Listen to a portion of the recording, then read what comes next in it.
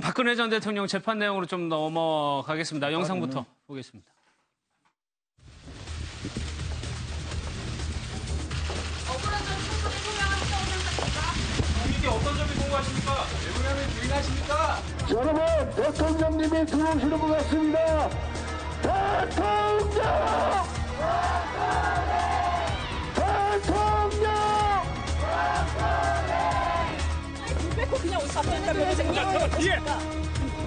어떤 건 전달하러 오셨습니까? 변호인단에 합류하시는 거 맞습니까? 야! 물품 전달해 준 게 있으십니까?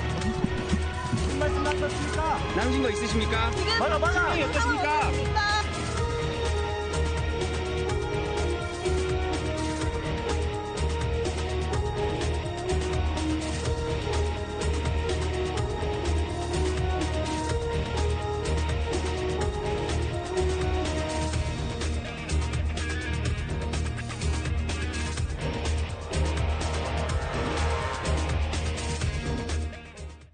오늘이 구속 161일째, 그러니까 구속 만기가 다가오고 있는데 구속 만기 전에 판결이 선고가 나기 힘들 거라는 전망이 나오고 있어요. 왜 그런 겁니까? 그렇죠. 저는 두 가지 이유로 보는데요. 예. 첫째는 이제 그 굵직굵직한 정인이 많이 남아 있어요. 예를 들어 이게 최근에 이재용, 우병우, 정유라에 대해서 정인 신청을 새로 했고요. 예. 또 이게 대기업 총수들 이분들도 이게 정인 신청하겠다. 그래서 이게 정인이 많이 남아 있기 때문에 일단 이게 종결이 좀 어렵다. 예. 그게 첫째 이유고요.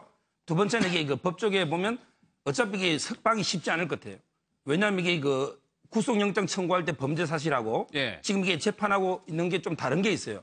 뭐냐면 이게 그 SK재단이나 또 이게 그 롯데그룹 있잖아요. 예. 이거는 이제 SK도 뇌물, 제3단 뇌물 요구죄고 롯데도 이게 그 제3단 뇌물 제공 수수한 거기 때문에 이거는 이제 그 구속영장 청구할 때는 없었어요. 그럼 이게 별개의 범죄잖아요.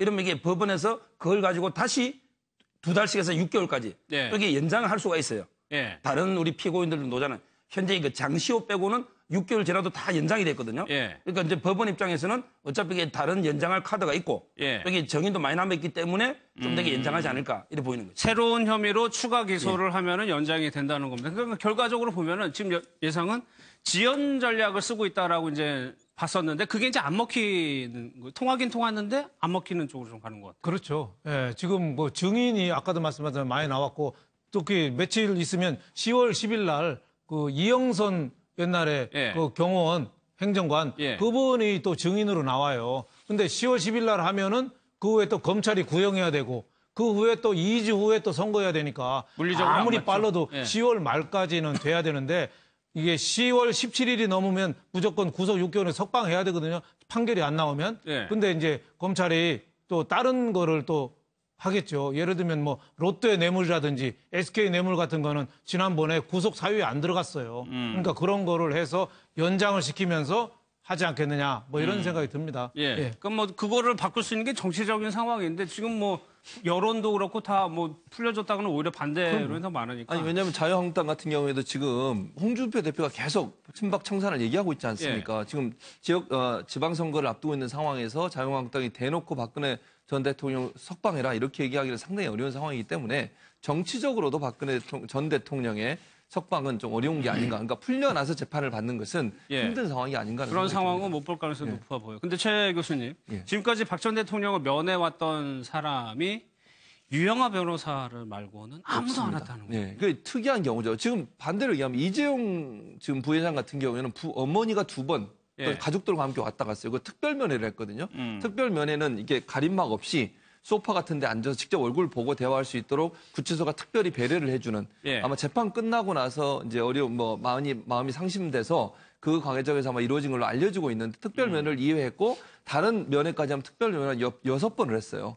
근데 이제 박근혜 전 대통령 같은 경우에는 특별 면회도 안 했고 일반 면회도 거의 없고 유일하게 지금 유영하 변호사만 만나고 있는 상황이거든요. 가족들도 전혀 지금 만나지 않고 있는 상황이고 그래서 이제 아마 박근혜 전 대통령이 무슨 생각으로 저러시는지는 잘 모르겠어요. 본인의 생각은 어떤지는 모르겠지만 아무도 만나지 않는다는 것이 특별히 본인이 그 유영하 변호사를 신뢰하는 것도 있을 것이고 또 다른 사람을 만났을 때 본인이 또 마음의 흔들림이 있을까라는 생각도 들고 여러 가지 생각이 들어요. 또 그분들이 와서 어쨌든 박근혜 전 대통령을 만나고 나오면 또 뭔가 얘기를 하지 않겠습니까? 예. 뭐 어떤 대화가 오갔고 지금 박근혜 전 대통령이 어떤 생각을 하고 있고 뭐 이런 얘기를 전달하게 될 텐데 예. 그것이 또 본인의 의도와 관계없이 다른 와전돼서 또는 다른 부분으로 해석될 가능성도 있기 때문에 예. 그걸 피하는 게 아닌가 하는 생각도 들고 근데 뭐 진심으로 뭔지는 모르겠어요. 박근혜 전 대통령이 그러니까 이거 그렇게 여기서 면회를 확인할 안 수 있는 하는. 거는 박 전 대통령이 안 만나겠다고 하는 거. 예, 저거는 이게 좀 용어가 약간 이게 부적절한데요. 예. 왜냐하면 이게 변호인 접견은 따로 있고 그다음에 특별 면회가 있어요. 근데 예를 들어 유영하 변호사나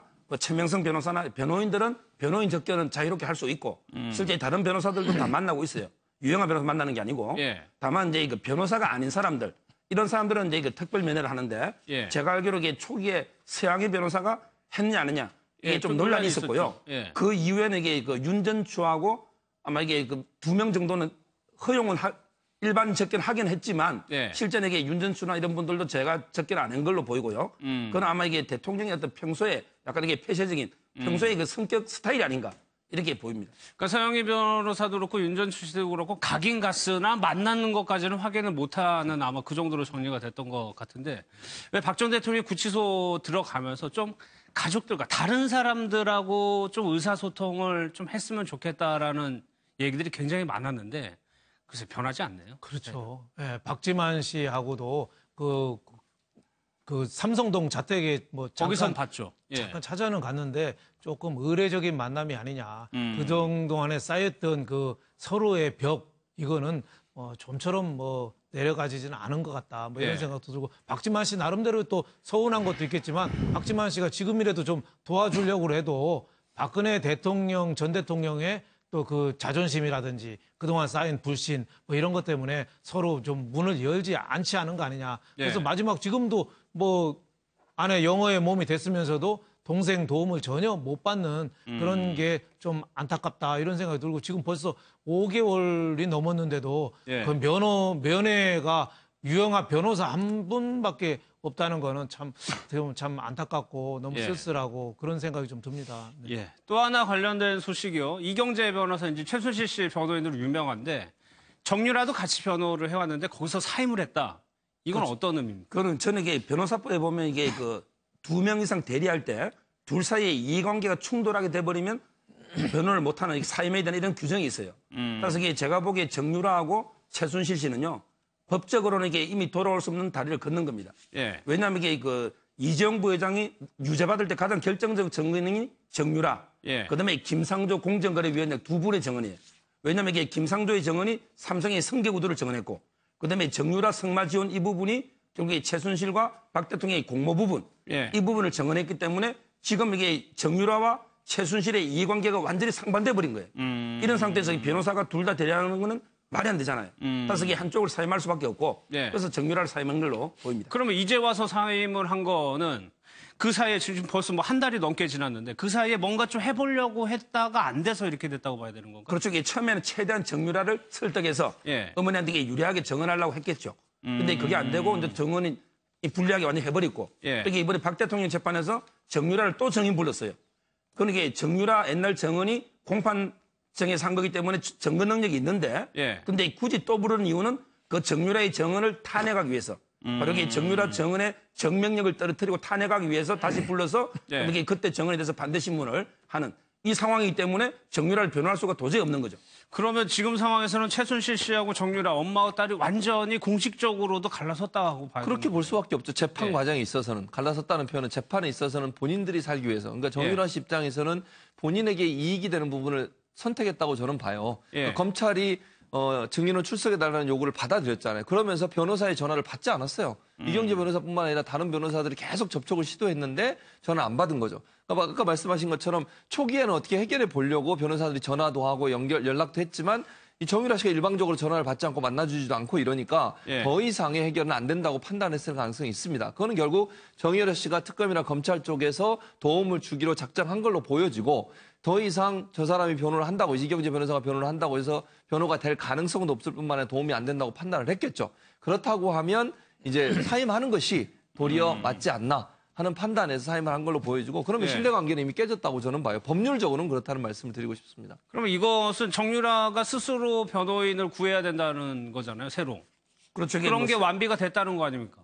그렇죠. 이게 이제 비용 같은 거는 원래는 어머니가 다 대주실 텐데 그렇겠죠. 같이. 예. 이제는 이제 그 본인 비용으로 본인이 이게 새로 변호사를 선임하든지 예. 아니면 이제 뭐 어차피 이게 특검하고 어느 정도 지금은 장시호처럼 제2장시호처럼 이게 특검이나 검찰하고 상당히 그 정유라시 관계가 예. 아주 좋기 때문에 뭐 제가 보기에는 이게 국선으로도 뭐 그냥 갈 수도 있는 이런 상황이 아닌가 보입니다. 그리고 이제 또 한 예. 가지는 우리가 계속 얘기했던 것 중에 하나가 뭐냐면 정유라가 최순실의 자금을 어느 정도 관리하거나 뺄 수 있는 위치에 있을 것이다라고 하는 예측이 그걸 있었지 생각했었죠. 않습니까? 예. 그렇다고 하면 필요한 경비들은 저렇게 분리돼서 혼자 떨어져서 특검에 도움을 주기로 했을 때는 그 부분이 경제적인 부분 일정 부분 보장이 됐을 가능성이 그것도 있다고 정리가 저는 봐요. 됐다는 거죠. 어느 그럼요. 정도. 그렇지 않고서는 혼자 생활하기 힘들잖아요, 지금. 예. 지금 건물도 엄마가 살던 집에 살고 있지 않습니까, 지금?